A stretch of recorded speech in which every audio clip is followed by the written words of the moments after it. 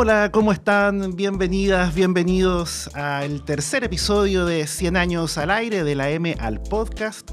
En este ciclo conversamos con quienes dan vida a los relatos sonoros en el año del centenario de la primera transmisión radial. Nuestra invitada de hoy es la periodista Nancy Castillo, directora y creadora del exitoso podcast Relato Nacional. Nancy, ¿cómo estás? Muchas gracias por acompañarnos. Muy bien, gracias a ustedes por invitarme a esta conversación. Con Nancy vamos a estar conversando sobre Relato Nacional, claro, y vamos a partir conversando de podcast, de las tendencias. Nancy, ¿qué pasó? ¿Por qué este auge? El concepto de podcast en rigor está, no sé, desde el año 2003, incluso un poquito antes, dando vuelta, pero tenemos un boom muy potente en los últimos años. ¿Por qué? ¿Por qué? Sí, yo te diría que se conjugan varios factores en este crecimiento y tan abrupto en los últimos años también.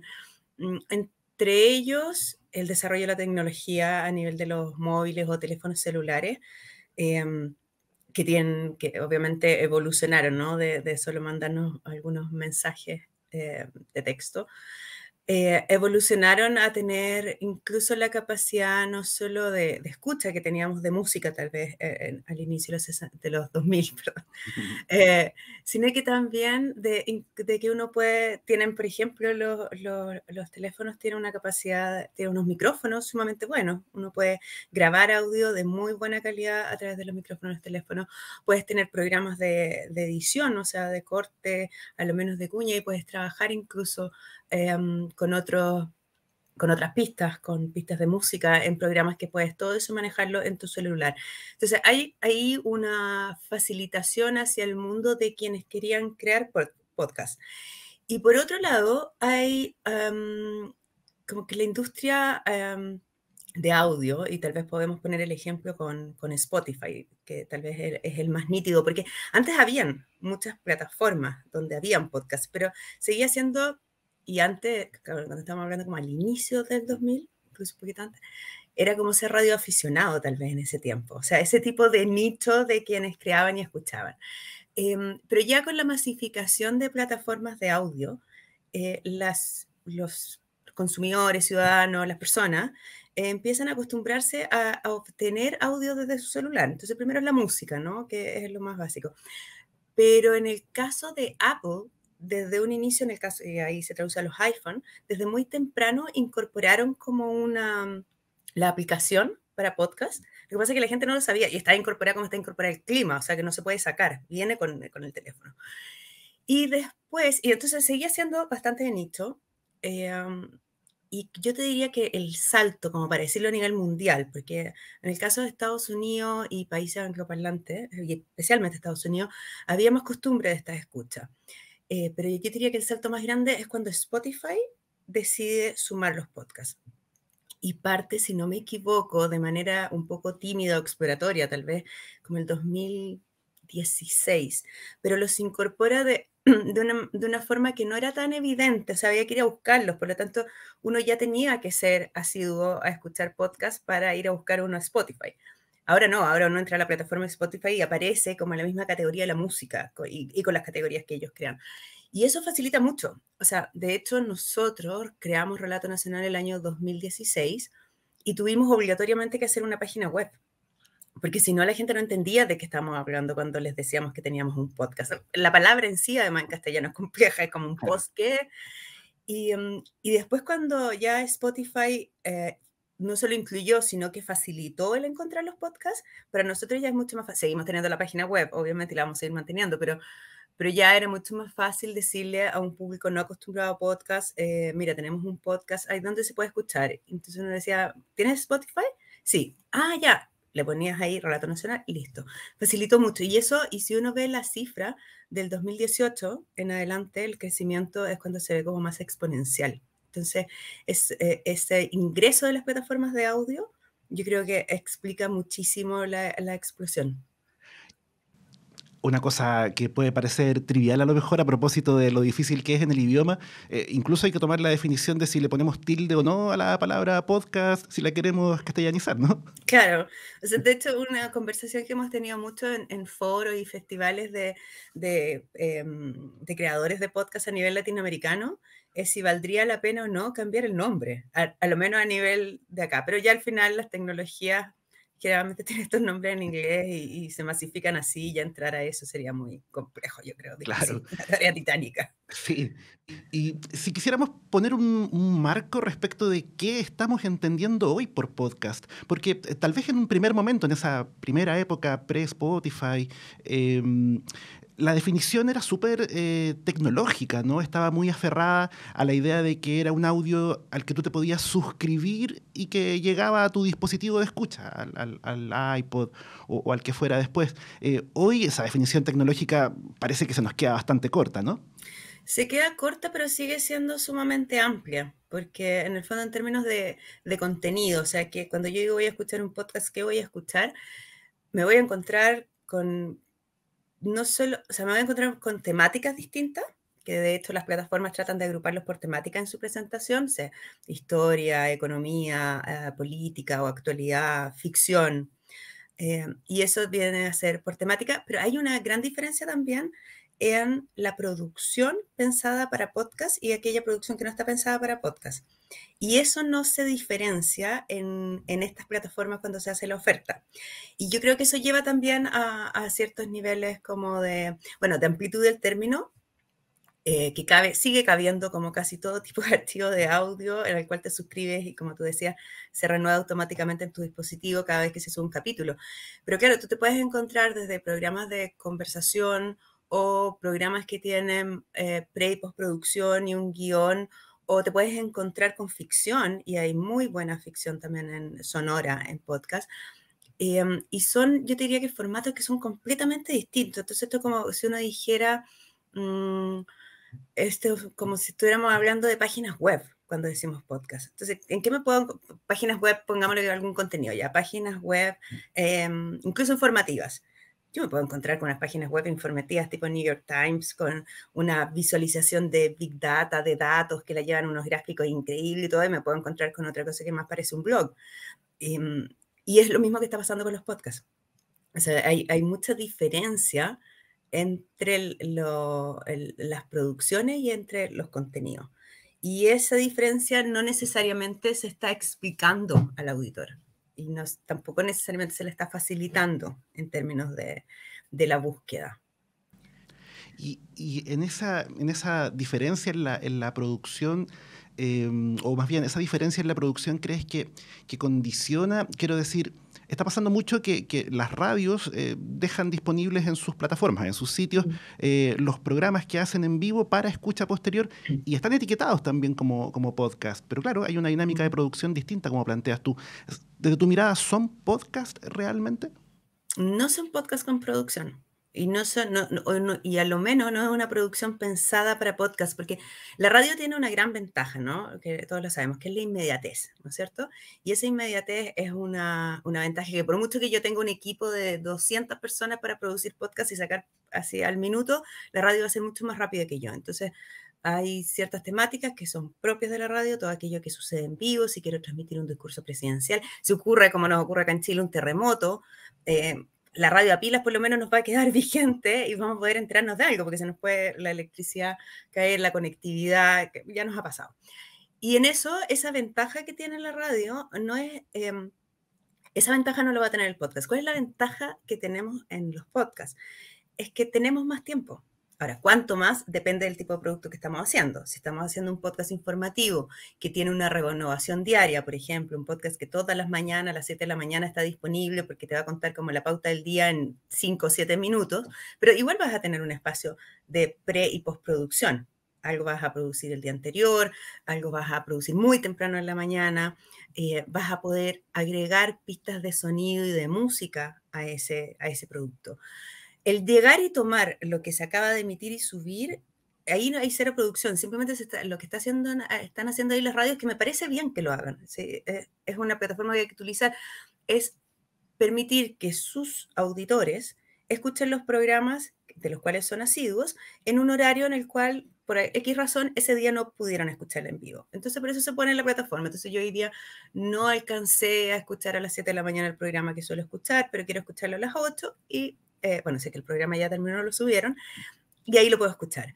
Entonces, yo encuentro que las radios ahí sí han aprovechado bien ese nicho, pero hay una diferencia entre ese tipo de podcast y un podcast que tenga mayor producción. Hay una diferencia en el producto. Esto es como la diferencia que puede haber si seguimos en el plano informativo, porque podemos pasar a otros planos, pero si seguimos en el informativo, es la diferencia que hay entre, por ejemplo, una nota que se emite para televisión en el informativo de media tarde y un reportaje, por ejemplo, de investigación televisiva también. En términos de pre y postproducción va a tomar mucho más tiempo, se le va a exigir también al reportaje entonces que tenga otras cualidades. Si nos vamos a tomar tanto tiempo, entonces debiera ser porque vamos a entregar o una noticia o la factura con que hacemos esto es distinta, ¿no? El tipo de imagen, etc. Y lo mismo sucede en el fondo con los podcasts. Lo llevo a la televisión porque tal vez es lo que más... se puede entender como un poco el ejemplo. Paralelo, claro. Y en tu visión, ¿el podcast está entrando al territorio de las audiencias de la radio? Es decir, ¿más podcast es menos audiencia de la radio tradicional? ¿O más bien va por otro lado el público? Sí, yo no... Mira, si seguimos con el ejemplo de la televisión y el audiovisual, hubo algo que le sucedió a la televisión a la televisión abierta, con primero el ingreso de televisión por cable y después el streaming y todo, que es que ellos perdieron, o sea, tú ya no tienes programas que vayan a tener 40 puntos de rating, no, imposible. O sea, creo que con suerte puede ser así un evento muy importante y que todos los canales tengan que transmitir ese evento.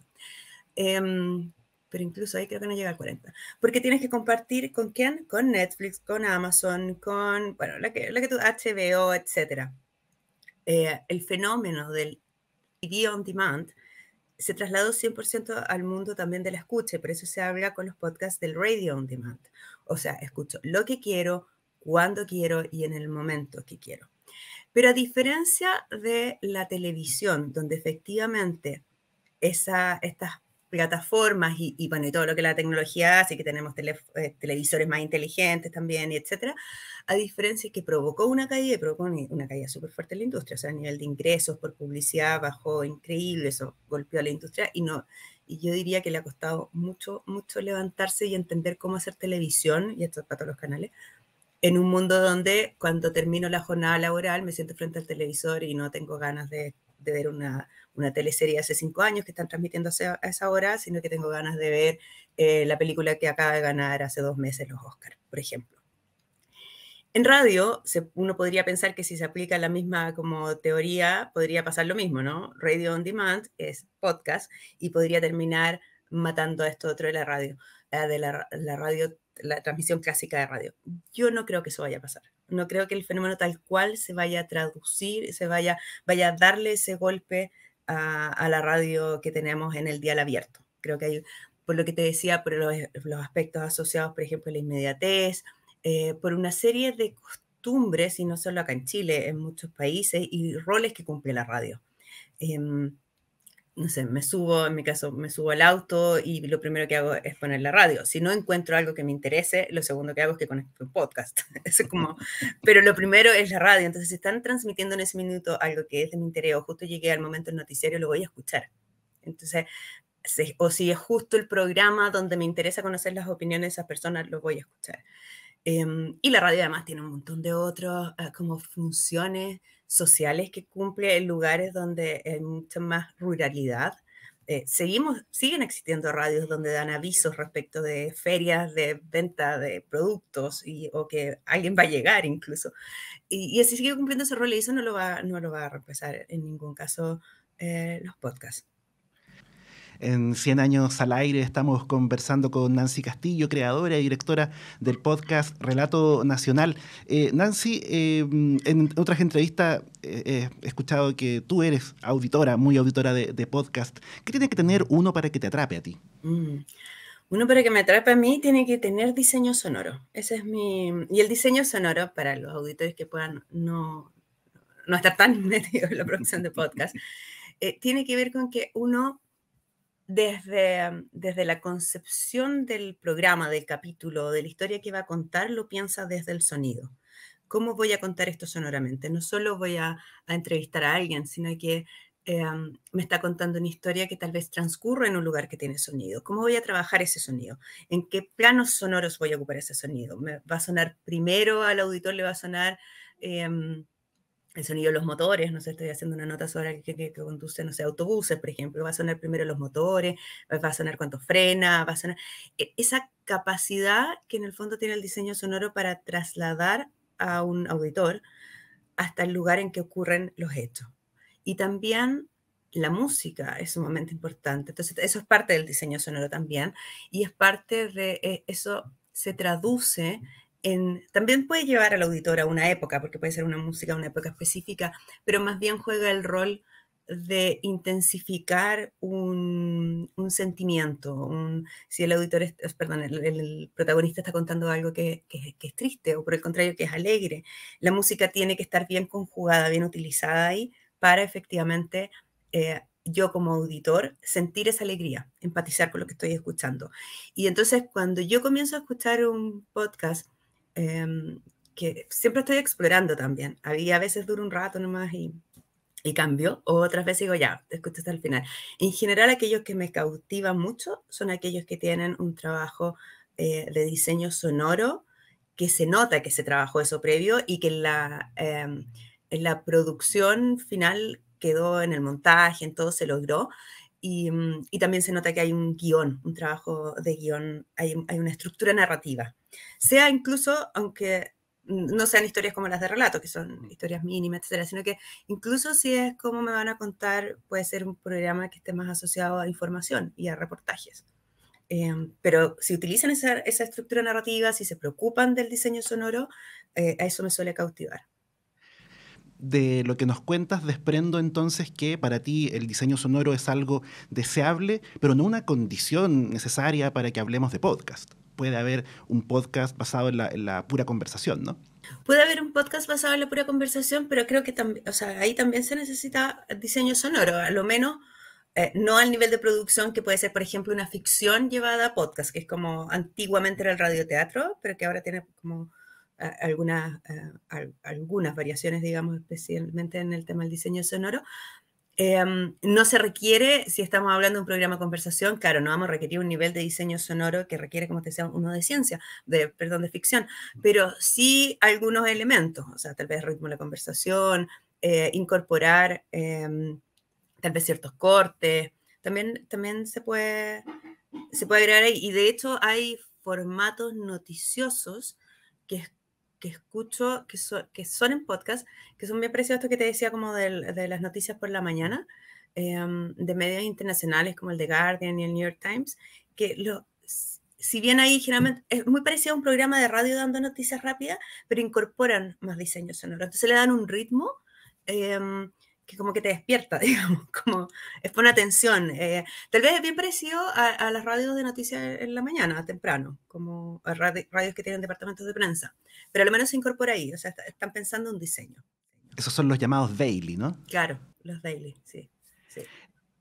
Em, ¿Se puede vivir del podcast hoy pensando en la gente que ve que hay oportunidades de armar sus relatos, de construir su historia? El modelo de negocios para los podcasts pensados como un producto, por ejemplo, independiente, como en el caso de nosotros que solo tenemos ese producto, no es que tengamos un medio y a ese medio le agregamos varios podcasts o como otros han desarrollado tal vez plataformas donde presentan varios podcasts, no, de un solo podcast, así como vivir y cuál es el modelo de negocio, está. Lo único que te dirían en todos los congresos y sesiones es que hay que tratar de diversificar. Y eso a lo menos puede permitir financiar una parte. Las otras partes hay que pensar cómo financiarlas. Entonces, Cuando tú ya tienes una audiencia que es una audiencia como son seguidores, te siguen en las distintas plataformas, apretaron follow, apretaron seguir, entonces están esperando tu próximo capítulo, te responden algunos de ellos en Instagram, te responden en las redes sociales, en el fondo. Cuando tienes ese tipo de audiencia, sí lo que tratas de generar es una relación con esa audiencia para que ellos aporten de alguna manera. Y se ponen distintas cifras mensuales, una vez, etcétera. Y nosotros empezamos, por ejemplo, el año pasado y logramos que el año pasado de los 10 capítulos, uno completo fuera financiado por esos aportes. No es todo lo que uno quisiera, pero de verdad que para el tiempo que llevábamos, esa era la cuarta temporada, fue muchísimo. Y este año esperamos poder subirlo, que ya no sea, que sea algo más que uno, digamos. Pero sí hay que diversificar, porque la publicidad tampoco llega... los niveles de publicidad online en general requieren de demasiado, así como se requieren demasiadas visitas a una página web para que efectivamente el 0,025 centavos de dólar que se suma por cada visita se convierta al final en un número entero. En el caso del podcast no, tampoco da mucho, o sea, y te pueden terminar interviniendo muchas partes del capítulo, del cortarlo en las partes que consideren que van a poner publicidad para obtener en realidad una ganancia que es muy mínima. Entonces, y lo otro que está pasando es que ciertas plataformas están financiando podcasts, que ahí puede ser que a lo menos te financien alguna temporada, pero se requiere, claro, ya llevar un tiempo. Y este boom que estamos viviendo, esta explosiva cantidad de podcasts que han surgido en los últimos años, ¿cómo lo ves tú al momento de proyectarlo? ¿Llegará un momento en que nos vamos a estabilizar en la cantidad de nuevos proyectos? ¿Es una bola que no se detiene? ¿Cómo visualizas tú lo que viene?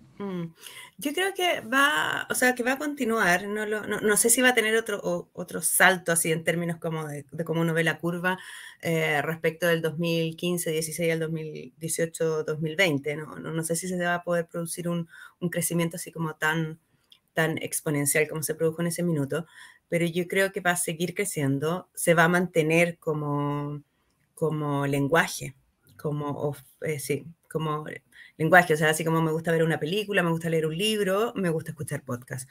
Y en eso entonces van a seguir habiendo cada vez más títulos y tal vez se va a producir como es difícil el tema de financiarlo, eso va a ir decantando un poco quiénes permanecen y quiénes siguen con temporada, o sea, y quién llega a su 10ª temporada o llega a los 100 capítulos, en fin.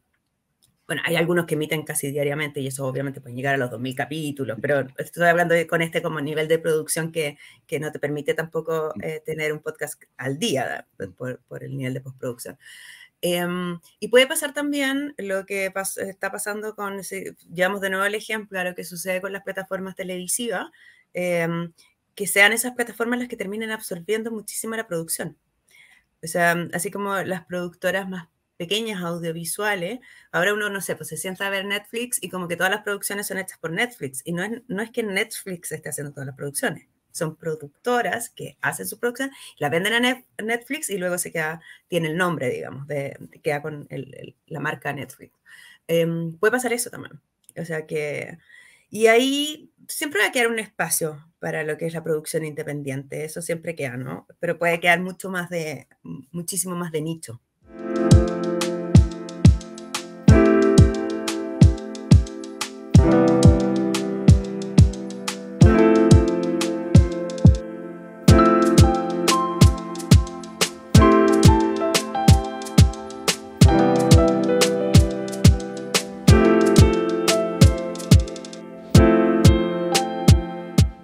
Estamos en 100 años al aire, el tercer episodio de esta, la que esperamos sea la primera de varias temporadas. En el año del centenario de la primera transmisión radial estamos conversando con Nancy Castillo, directora, creadora del podcast Relato Nacional, y de eso vamos a conversar ahora. Nancy, ¿cómo llegaron a la identidad de este podcast? ¿Estaba planteado así como ha ido viviendo en estas temporadas? Mira, inicialmente... yo escuchaba podcast hace mucho tiempo antes que se masificara. Yo escuchaba uno y que lo sigo escuchando, estadounidense que se llama This American Life. Y ese podcast, que ya es un clásico, ya lleva, bueno, partió como programa de radio, después lo trasladaron al formato podcast, que es de la de la radio pública de Chicago. Ellos contaban ahí 3 historias en base a un concepto. Y las historias podían ser súper distintas. Y eso me fascinaba. En paralelo yo estaba haciendo radio en ese tiempo, radio en vivo, con los formatos, no sé, yo iba como periodista, pero había un conductor, un invitado, con ese formato. Y entonces me gustaba mucho en el caso de This American Life, el cómo utilizaban, trataban y los otros planos sonoros, ¿no? Esto que hablábamos, la música, los sonidos que se agregaban, el cómo contaban la historia también, la estructura. Y por otro lado, trabajaba en periodismo escrito en el diario La Tercera, en el último tiempo, esto, pero justo previo a crear Relato Nacional, que se llamaba El Semanal, y era crónica escrita. Entonces, tomábamos bastante tiempo en seguir a una persona, hacer un perfil para levantar el perfil, conocerlo por completo, acompañarlo, si la persona era de otra ciudad, acompañarlo a otra ciudad, estar con ellos y todo. Entonces hubo un minuto que decía, ¿por qué no podemos combinar esto, no? ¿Por qué no podemos combinar esto, la crónica narrativa escrita con la crónica sonora y lograr que estas buenas historias las contemos también en un formato que sea solo sonido? Me gustaba mucho el tema auditivo. Y bueno, y así empezaron a hacer la historia. Obviamente que hacerlo, tomar el referente y llegar y trasladarlo era imposible. 3 historias bajo un concepto significaba mucha preproducción. Y entonces definimos que íbamos a hacer historia. ¿Ya qué tipo de historia? Una historia por capítulo. ¿Qué tipo de historia? Y ahí definimos hacer historias mínimas. No me pregunté si tenía algún... obviamente no tenía ningún tipo de estudio de mercado ni nada para pensar que esto podía funcionar o no funcionar.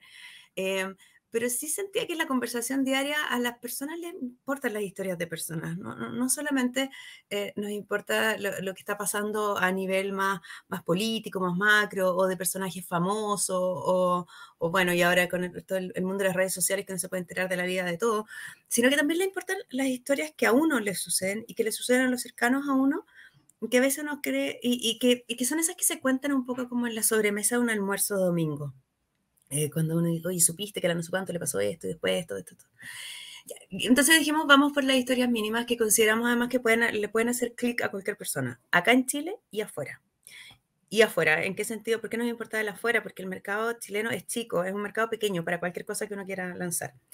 Entonces, cuando uno está haciendo un podcast, eso es bien importante, no tiene que pensar en solo quedarse acá, sino que el podcast lo pueden escuchar en Argentina, en México, en Colombia. Entonces ya, estas historias mínimas le pueden hacer sentido a todas las personas, y al final son historias humanas, como de nuestro día a día. Pero también queríamos que esas historias tuvieran en algún minuto un giro, porque tienen que tener un arco dramático. Así que esa es la línea editorial. Yo te diría que la línea editorial como tal la hemos mantenido desde el 2016 en adelante. Lo que sí hemos hecho en cada temporada, y no necesariamente está planificado así, sino que depende a medida que van surgiendo las historias, es jugar, es como hacer innovaciones asociadas al cómo lo contamos. Sí. Y eso depende mucho de la historia. O sea, yo te diría que depende en un 100% de la historia. Porque si en una historia consideramos que es mejor, ya, no, esta la cuenta sí o sí solo el protagonista o la protagonista. Tal vez esta hay que agregarle más voz en un punto, que es la escena central del quiebre, ya. Y eso tú te vas a encontrar, yo creo que debe ser como el 70% de los capítulos de Relato Nacional tienen más o menos estructura, con una narración central que realizo yo y que permite como agilizar tiempo y etc. Pero hay otro momento en que hemos decidido, oye, y si esta historia se la pasamos, y todo 100% real, a otro guionista, ya no yo, se la pasamos a alguien que sepa más de estructura de ficción, de cuentos. Entonces trabaja con nosotros. Cuando hacemos eso, generalmente convocamos a Daniel Castro, que es guionista de ficción y de otras áreas. O sea, Daniel de hecho trabaja desde 31 minutos a ser guionista de Historia de un oso. Entonces tiene un registro bien amplio. Y ahí se lo hemos pasado a Daniel, y Daniel ha tenido el desafío de escribir una estructura de cuento, pero en no ficción. O sea, él no puede ficcionar nada. Todo tiene que salir de la entrevista que le hicimos a él o la protagonista. Y al principio lo hicimos, después decíamos, ya, entonces esta la va a leer alguien de locución, no sé, neutra. Y el último que hicimos, que se llama El calor de la manada, dijimos, no, vamos por un actor. Entonces tomamos una técnica 100% ficción y fuimos a buscar a Néstor Cantillana. Y Néstor Cantillana, que tiene una voz espectacular y un acting de voz muy bueno, y es muy buen actor además, había trabajado para Emisor Podcasting para hacer Caso 63, si no me equivoco. Y entonces le pedimos si se animaba a participar con nosotros en esto, que era un capítulo nomás, y que además es solo él el personaje, o sea, hay 2 voces extras que esa la hicimos como acá in-house, digamos, pero toda la actuación la lleva él. Y entonces ahí nos atrevimos a jugar, fue como, probemos, ¿por qué no? ¿Por qué no llevar esto? Y sigue siendo no ficción, sigue siendo periodismo, solo que tomamos una técnica de cómo contar que viene de otro mundo. Y yo creo que funcionó. Yo quedé súper contenta con ese trabajo. Es un tremendo episodio y justamente creo que una de las cosas, una de las muchas cosas valiosas que tiene Relato Nacional es esa exploración en los formatos o como contabas también a propósito de la selección de las historias, el hecho de que en el entorno muchas veces también emergen estas oportunidades y es una combinación de ellos lo que pasa en el último episodio que está publicado hasta este momento, en Simplemente Yuki, que también tiene una narrativa particular, no eres tú quien lo cuenta y también viene desde una narración, desde un protagonista cercano en el fondo.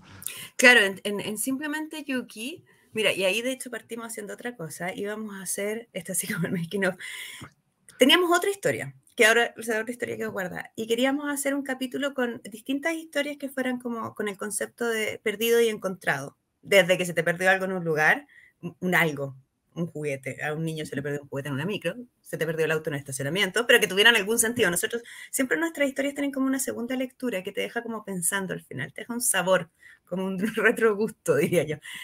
Buscar algo así, pero que te dejara pensando y que fueran historias cortas, como para hacer algo que no hemos hecho, que son varias historias en un solo capítulo.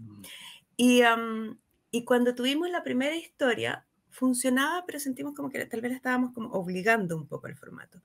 Y luego apareció esta otra historia en el camino, que yo vi en algún minuto por Instagram, de Patricio La Paz, y, y le pregunté si se animaba, en este caso, a escribirle a él también un cuento no ficción, primera persona, es su experiencia personal cuando estuvo internado e intubado y en la UTI 21 días por COVID, y que la escribiera él y que después yo trabajaba con él sobre lo que le escribía, ya el formato más, llevar eso a un formato de guión de este podcast, de crónica, narrativa sonora.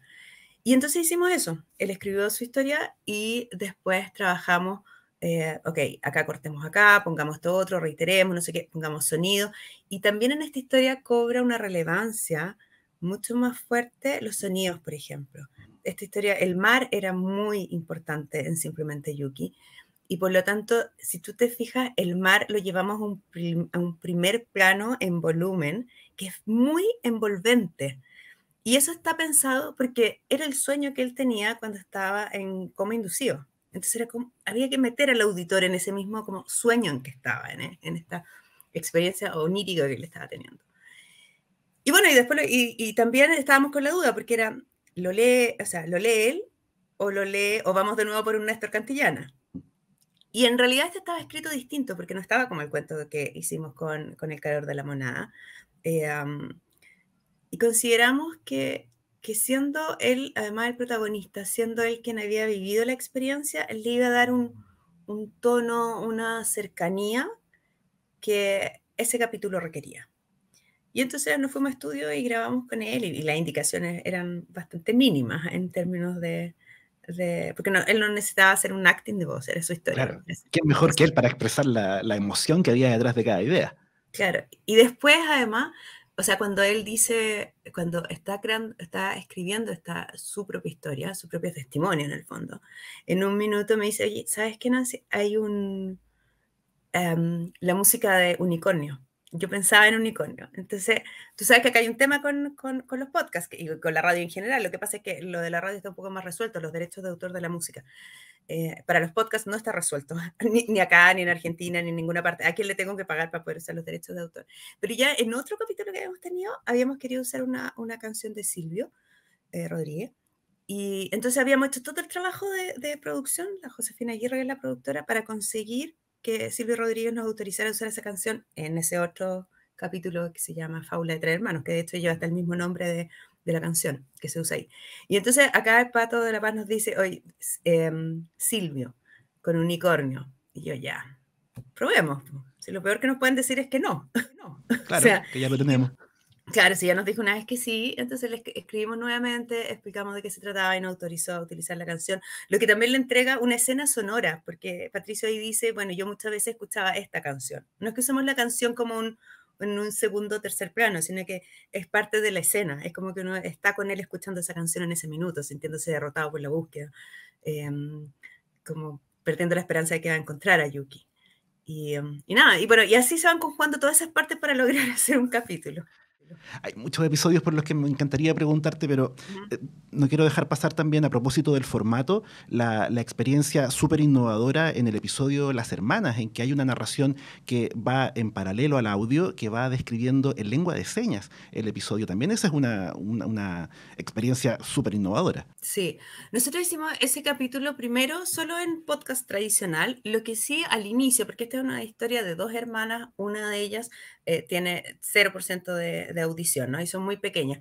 Entonces, cuando hicimos el capítulo para, solo pensando en el podcast, en relato, decidimos hacer algunos juegos de audio como para tratar de llevar al auditor a comprender cómo escuchan las personas con diferentes niveles de capacidad auditiva, porque cuando alguien pierde la audición, las personas mayores, por ejemplo, no es que no escuchen, es que dejan de escuchar ciertos sonidos, por ejemplo.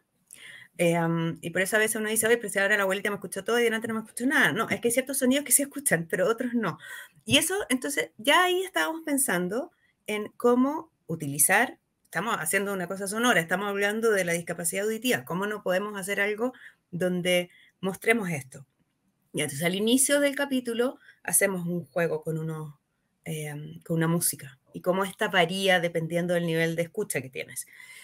Eso fue, te lo digo así porque ahí ya estábamos mirando en el fondo, estábamos mirando no solo contar una historia cualquiera, sino que era una historia que hablaba de un tema específico de discapacidad auditiva. Entonces después que terminamos, con Gabriela García, que es la que hace esta versión de lengua de señas, con Gabriela García habíamos hablado hacía mucho tiempo de por qué no hacer algo que fuese inclusivo en términos de podcast. Claro, y el mundo para el cual es más excluyente el podcast o todo lo sonoro es justamente el mundo de los sordos.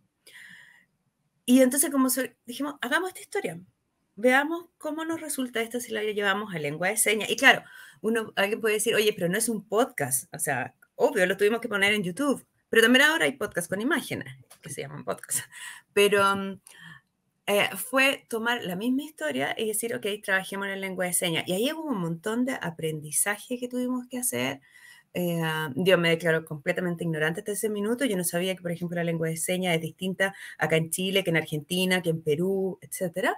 Entonces, no es que pueden haber como ciertos troncos comunes, pero se diferencia en uno. Entonces, decidimos agregarle además la lectura de texto, o sea, caracteres abajo, para en caso que lo escucharan en otros países donde le podría hacer cierto sentido la lengua de señas, o sea, más sentido que tal vez alguien de otro país, aunque también podría ser que en Alemania también lo entendieran, porque no es hablado, pero que la lectura les sirviera. Y bueno, y ahí la Malú, que trabajó en la lengua de señas, que es la persona que lo hizo como toda la traducción a lengua de señas y también la interpretación, creo que hizo un muy buen trabajo también. Lo último que te pregunto sobre episodios en particular, porque quiero preguntarte por otros temas también, en el último fan, no puede ser casualidad que el episodio dure 31 minutos, ¿no? Es casualidad. Fue completamente casualidad. O sea, nunca hemos logrado que nuestros episodios, uno se puede encontrar, creo que hay uno que tiene como casi 48 minutos y otro que tiene 13 minutos. Bueno, era más corto al inicio, después hemos ido aumentando. Y ese fue totalmente casualidad. O sea, de hecho, nos dimos cuenta cuando lo habíamos emitido y creo que mira, me lo dijo alguien de mi entorno cercano, me acuerdo. Y me dijo, oye, dura 31 minutos. Y yo le digo, ¿qué? ¿En serio? Y ahí cuando me di cuenta le dije a Jorge que iba a hacer el trabajo de redes sociales. Por si acaso, el capítulo de 31 minutos dura 31 minutos. Juega con eso en redes sociales, porque no, pero fue casualidad completamente. También un episodio, bueno, todos estamos súper recomendando la escucha de cada uno de ellos. Nancy, te quería preguntar a propósito del trabajo en terreno, cuando están en la labor de reportear, cuando están escuchando la historia, ¿cómo se plantean el tema de la verdad?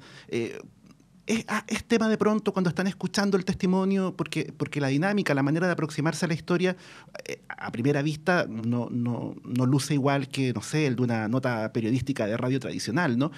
¿Cómo se plantean aquello de la verdad cuando están escuchando un testimonio? En general, las historias son historias muy personales. Entonces, como son muy personales, tienen que ver con la veracidad de esa historia, más bien, más que con la verdad que hay detrás. Tiene que ver con la veracidad de esa historia en cuanto a que esos hechos sucedieron. Luego, al ser una historia muy personal y un testimonio, en su mayoría son testimonios, está el tema de qué es lo que a esa persona, cuál es su versión en el fondo, cuál es su mirada de eso o su lectura de aquello que sucedió. Nosotros en general, excepto que estoy pensando por un capítulo en específico, pero en general no hacemos reportajes, por ejemplo. No es que estemos tratando un tema. Obviamente, muchos de las historias que contamos, como segunda lectura hay un tema del cual se está hablando.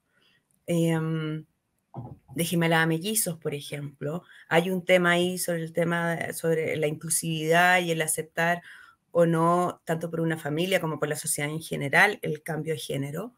Y así como ese hay mucho, aceptar o la homosexualidad o los quiebres o bueno, todo, pero son, o sea, por ejemplo, si yo te pregunto, ¿dónde está la verdad en la historia de Patricio de la Paz y en que soñó con un perro cuando estaba intubado por COVID y luego buscó a ese perro como con, con el ímpetu de quien siente que ese perro existía cuando lo soñó? Eh, Está en su testimonio, en la veracidad de su testimonio. Esto fue lo que yo viví, lo que yo sentí, cómo yo experimenté. Ahora, claro, hay otros hechos que pueden ser más públicos, personajes que tengan una presencia más pública, pero de eso tenemos poco. Y ahí cuando hay personajes más públicos o un hecho más público, claro, hay un chequeo también de ciertos datos. Pero en general estamos contando, incluso aunque haya chequeo de datos, aunque el evento haya sucedido el día que se dice que sucedió, lo que estamos contando y transmitiendo es cómo esa persona vivió aquel hecho.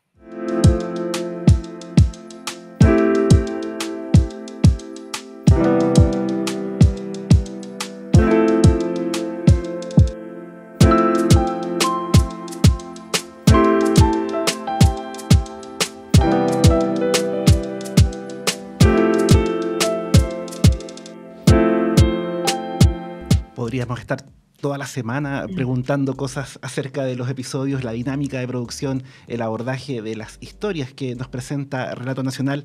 Estamos llegando al final de este episodio, Nancy, pero antes de despedirnos hay dos preguntas que le hemos hecho a nuestros invitados.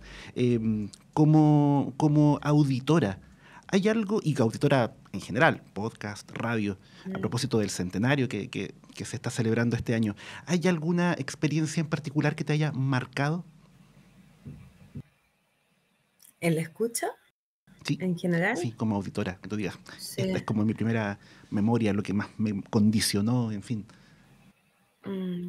Estaba pensando, pero claro, hay uno que te había contado, que es como haber descubierto este mundo podcast que era muy fuerte en Estados Unidos con This American Life. Y lo otro que no es un momento en específico, pero a mí me gusta mucho escuchar esos audios que se grababan en las radios en los hechos históricos pasados. O sea, encuentro que los discursos, por ejemplo, suena súper distinto. ¿Y por qué podría sonar distinto? Bueno, porque los aparatos de grabación eran distintos y me lleva a ese otro mundo. No quiero sonar súper ñoña, pero el otro día estoy escuchando como discursos de presidentes de Estados Unidos en distintas épocas. Y no era solo el presidente, porque de hecho habían unos de Martin Luther King. Y, y la oratoria, el cómo está capturado, tiene una magia la sonoridad. Hay algo en la sonoridad que es capaz de trasladarte a esos años, a ese momento, a ese lugar. Como eso, entonces no tengo uno en específico. O el discurso de Allende, por ejemplo, es un discurso muy potente. No solo estoy hablando en términos de lo que se dice, claro, acabo de nombrar dos personas que lo que decían era súper relevante en ese minuto, pero también hay cómo suena. esa capacidad que tiene de trasladar a cualquier auditor a ese momento y a esa época, el audio, encuentro que es algo que la televisión, por ejemplo, lo puede hacer, pero lo hace de otra manera, te traslada de otra manera, porque te termina dando toda la información. En cambio, el audio te da una capa de información y tu mente reconstruye el resto de esa información, de ese lugar. Apelar ahí a la imaginación, a la creación de imágenes en nuestro receptor, ¿verdad? Son 100 años de comunicación sonora, 100 años al aire, de la M al podcast. ¿Qué rasgo crees tú es la clave para el futuro de esta comunicación sonora? Yo creo que bueno, aparte de todo lo que significa en el caso de la radio y la emisión diaria, como el servicio que otorgan, el servicio en términos noticiosos, mantenernos informados, poder escuchar conversaciones mientras estamos haciendo otra cosa, conversaciones relevantes, entender momentos históricos, entender cosas complejas como ahora la Constitución, por ejemplo. Hay toda una parte de servicio que rescato ahí, pero hay algo y que creo que tal vez de alguna manera lo estaba diciendo en lo que decía anteriormente, hay algo que tiene lo sonoro y la radio que establece como una relación un poco más de intimidad entre el emisor y el receptor. Yo en general uso mucho, por ejemplo, audífonos. De hecho, ahora estoy con audífonos. Y ahí es como que me están hablando al oído. Y esa es una característica que creo que se tiene que mantener y ir sacándole partido a esa característica. O sea, hace mucha diferencia, por ejemplo, la locución de unos respecto de otros, justamente por tener esa capacidad como de entrar a la intimidad de los auditores, a la intimidad de la escucha, a su espacio. O sea, hay gente que está escuchando la radio mientras se ducha, digamos, o sea, llega a una intimidad específica, localizada, pero también la experiencia cuando uno está escuchando. Creo que es un plus que tiene una característica que se debiera mantener y explotar, por decirlo, o sea, utilizarla por siempre. Nancy Castillo, directora, creadora del podcast Relato Nacional, ganadora además del Premio Periodismo de Excelencia de la Universidad Alberto Hurtado, justamente con un episodio que mencionabas ahí de gemelos, de gemelas a mellizos. De gemelas a mellizos, claro. Muchas gracias por acompañarnos, muchas gracias por tu tiempo. De nada, muchas gracias a ustedes, que estén muy bien. Era entonces Nancy Castillo que nos acompañó en este tercer episodio de 100 años al aire, de la AM al podcast. Muchas gracias por acompañarnos. Agradecemos también al equipo audiovisual de la facultad, Max Antelices, Pati Torrentegui y Felipe Fernández en el sonido, al equipo de extensión que nos ayuda también en la difusión, a Emilia Torres en la producción. Les saluda Carlos Montenegro. Nos encontramos en un próximo episodio. Chau.